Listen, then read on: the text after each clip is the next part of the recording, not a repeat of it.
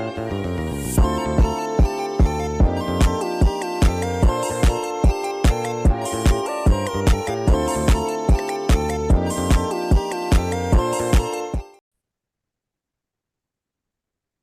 warahmatullahi wabarakatuh. Perkenalkan, nama saya Eka Agustina dengan NIM P10223-2014. Pada kesempatan kali ini saya akan membahas tentang perdarahan pada kehamilan. Nah, apa sih itu perdarahan pada kehamilan? Perdarahan pada kehamilan adalah perdarahan yang terjadi pada masa kehamilan. Ini dibagi menjadi dua, ada perdarahan pada kehamilan muda dan ada perdarahan pada kehamilan lanjut. Yang dimaksud dengan perdarahan pada kehamilan muda yaitu perdarahan yang terjadi pada usia kehamilan kurang dari 22 minggu. Nah, diantaranya itu ada abortus, mulai dari dosa, dan kehamilan ektopik terganggu. Sedangkan perdarahan pada kehamilan lanjut adalah perdarahan yang terjadi pada usia kehamilan lebih dari 22 minggu atau di atas 22 minggu. Di antaranya itu ada plasenta previa dan solusio plasenta. Nah, yang pertama kita akan bahas tentang abortus. Abortus ini merupakan perdarahan pada kehamilan muda. Abortus adalah ancaman atau pengeluaran hasil konsepsi sebelum janin mampu hidup di luar kandungan. Jadi, abortus ini merupakan pengeluaran hasil konsepsi sebelum eh, janin dilahirkan. Nah, adapun batasannya itu pada usia kehamilan kurang dari 20 sampai 22 minggu dengan berat janinnya kurang dari 500 gram itu yang disebut dengan abortus. Nah, di sini kita akan membahas abortus spontan yang terdiri dari 5. Yang pertama itu abortus imminens. Abortus ini merupakan perdarahan pada kehamilan di mana hasil konsepsinya masih dalam uterus dan tanpa adanya dilatasi serviks.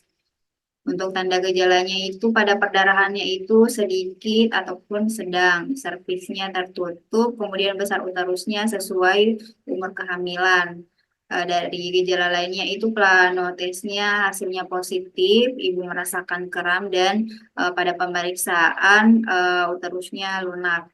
Kedua itu ada abortus insipiens. Abortus insipiens merupakan perdarahan uterus pada kehamilan kurang dari 20 minggu dengan adanya dilatasi serviks dan ostiumnya telah membuka, tetapi hasil konsepsinya itu masih ada di dalam uterus.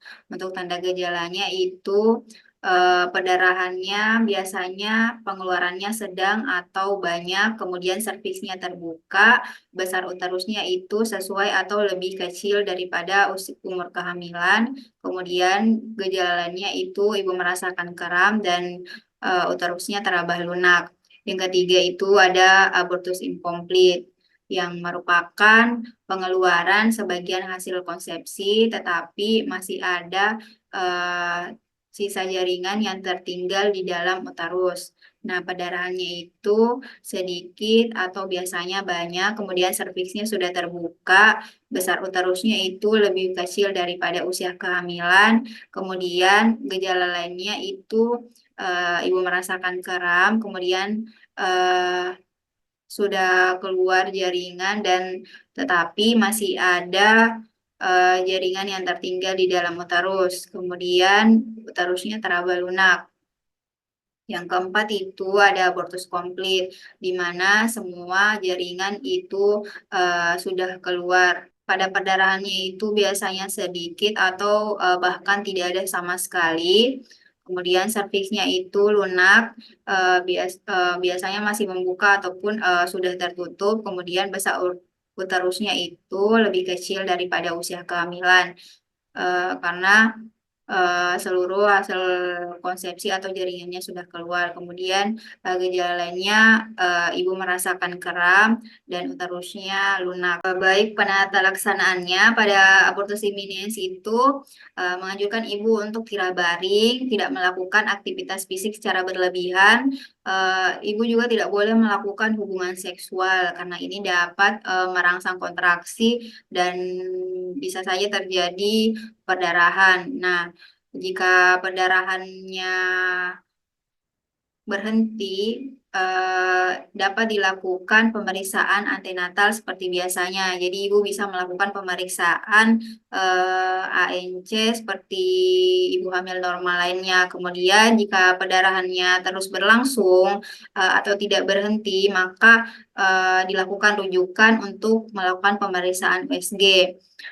Selanjutnya penalaksanaan pada abortus insipiens sama yang penata laksanaan inkomplit di mana itu kehamilannya tidak dapat dipertahankan. Jadi kita mengkomunikasikan dengan pasien atau ibu bahwa kehamilannya ini tidak dapat dipertahankan lagi. Nah, selanjutnya itu lakukan pemeriksaan USG dan untuk melakukan rencana evakuasi jaringan dari uterus atau melakukan pengeluaran hasil konsepsi atau pengeluaran jaringannya yang biasa disebut kuretase. Kemudian berikan informasi pasca keguguran.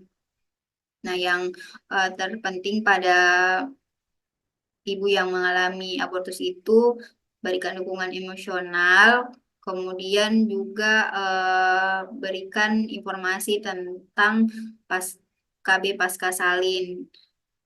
KB ini penting untuk menjaga jarak kehamilan. Kemudian penata laksanaan pada abortus komplit itu kita juga harus menjelaskan kehamilannya tidak dapat dipertahankan. Lakukan USG untuk memastikan tidak ada jaringan, kemudian berikan dukungan emosional dan berikan informasi pasca keguguran.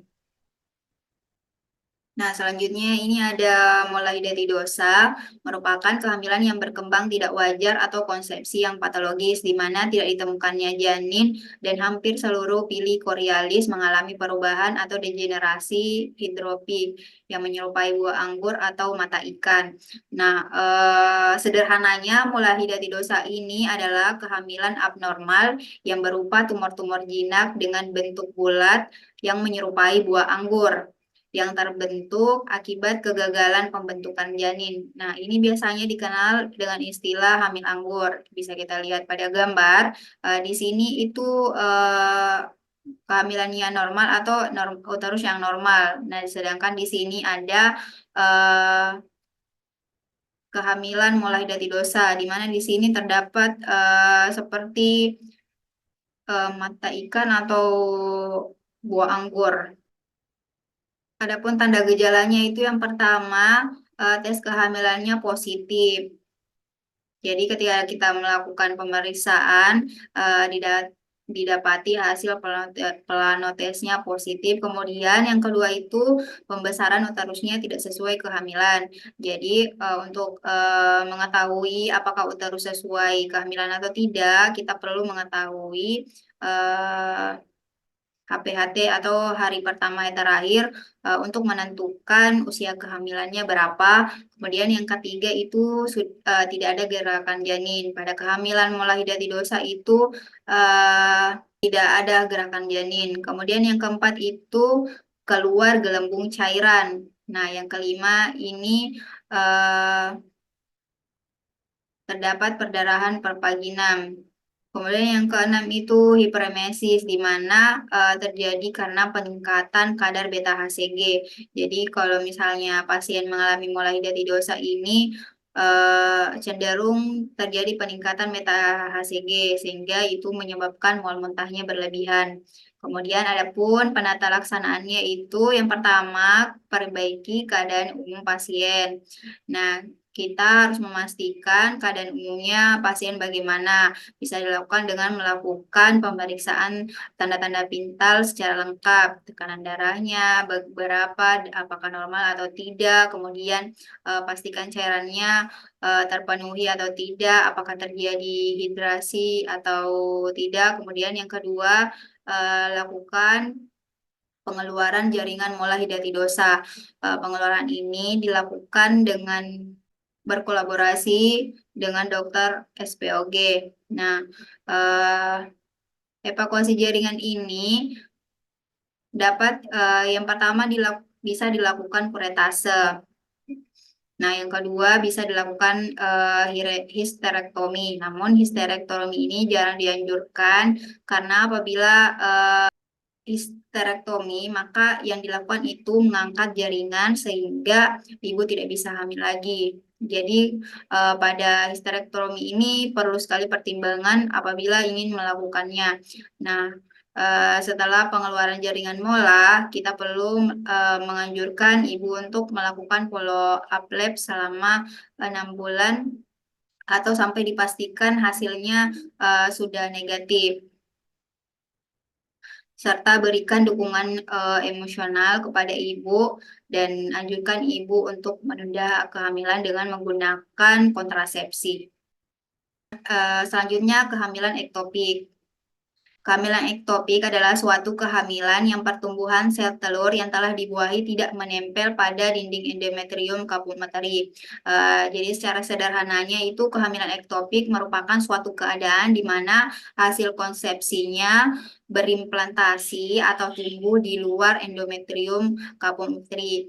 Jadi dia tumbuh di luar endometrium kapur materi. Nah, di sini ada gambar. Berikut adalah kehamilan normal di mana itu sel telurnya bertumbuh di uterus, sedangkan pada kehamilan ektopik itu bertumbuh di tuba Fallopi, artinya itu dia di luar endometrium. Nah, dari gejala klinisnya itu amenorre disertai tanda-tanda hamil. Kemudian yang kedua itu tes kehamilannya positif. Jadi pada pemeriksaannya didapati hasil pelan tesnya positif. Kemudian yang ketiga ibu merasakan nyeri abdomen. Nah, nyeri ini merupakan keluhan utama pada pasien atau ibu yang menderita yang mengalami kehamilan ektopik terganggu. Kemudian yang keempat ini ada perdarahan. Perdarahan merupakan tanda penting kedua pada ibu yang mengalami kehamilan ektopik terganggu. Kemudian yang kelima gejala klinisnya yaitu nyeri goyang serviks. Untuk penata laksanaannya rujuk ke rumah sakit. Namun sebelum dirujuk ke rumah sakit itu pastikan optimalisasi keadaan umum pasien, di mana itu melakukan pemasangan infus apabila ada tanda-tanda shock. Kemudian yang ketiga, jika pasien atau ibu sudah ada di rumah sakit, maka bisa dilakukan menghentikan perdarahan. Selanjutnya itu perdarahan pada kehamilan lanjut, ada plasenta previa, di mana plasenta previa adalah plasenta yang berada di depan jalan lahir atau menutupi jalan lahir. Nah, ini terbagi menjadi 4. Berikut adalah gambarnya. Yang pertama itu low lying placenta, di mana biasanya disebut plasenta letak rendah. Jadi dia berimplantasi di bawah segmen bawah rahim. Kemudian ada marginal placenta atau biasa disebut placenta previa marginalis, di mana ini melekat di bagian bawah uterus namun tidak menutupi jalan lahir. Kemudian ada parsial placenta atau placenta previa parsial, di mana ini menutupi sebagian ostium internum yang di sini. Kemudian ada komplit previa atau placenta previa totalis, di mana ini menutupi seluruh jalan lahir. Untuk gejala klinisnya, pada plasenta previa itu tanpa disertai rasa sakit. Yang kedua itu berwarna merah segar. Yang ketiga itu darahnya biasanya banyak ataupun pengeluarannya sedikit. Yang keempat itu bisa terjadi berulang dalam beberapa hari. Jadi kayak pendarahannya itu terjadi berulang. Kemudian untuk penata laksanaannya, jika terjadi perdarahan segera rujuk ke RS. Yang kedua itu optimalisasi keadaan ibu. Jadi kalau misalnya sudah di RS, syarat untuk penata laksanaannya itu pada usia kehamilan 37 minggu, jika perdarahannya sedikit, belum ada tanda infartu atau tanda-tanda persalinan, dan keadaan umum ibunya baik, janinnya masih hidup dalam keadaan baik, tindakan yang dilakukan yaitu rawat inap atau tirah baring. Kemudian kolaborasi dengan dokter SPOG, serta lakukan observasi tanda-tanda vital. Lakukan observasi kesejahteraan janin, yaitu pemeriksaan DJJ, dan lakukan pemeriksaan observasi perdarahan. Namun, jika usia kehamilannya lebih atau sama dengan 37 minggu, syaratnya jika janinnya mati dan perdarahannya aktif serta banyak, lakukan kolaborasi persiapan terminasi kehamilan untuk melakukan seksosesaria atau melahirkan secara SC. Selanjutnya di sini ada solusio plasenta. Solusio plasenta adalah suatu keadaan di mana kehamilan viabel, di mana plasenta yang tempat implantasinya normal itu pada fundus atau korpus terkelupas atau terlepas sebelum waktunya atau sebelum kala 3. Biasanya itu di usia kehamilan atau masa gestasinya di atas 22 minggu atau berat janinnya itu sudah 500 gram. Jadi solusio plasenta ini di mana terlepasnya plasenta sebelum waktunya. Ini merupakan plasenta masih melekat secara normal. Nah, di sini ada solusio plasenta di mana plasenta terlepas dari dinding rahim, makanya terjadi perdarahan internal. Adapun gejala klinisnya yaitu ibu merasakan nyeri abdomen, sedangkan yang menjadi pembeda dengan plasenta previa, kalau plasenta previa itu ibu sama sekali tidak merasakan nyeri. Kemudian yang kedua, perdarahannya warnanya kehitaman, sedangkan pada plasenta previa warna perdarahannya itu merah segar. Yang ketiga itu terus tegang, janin sukar terabah dari luar. Kemudian ada tanda-tanda syok.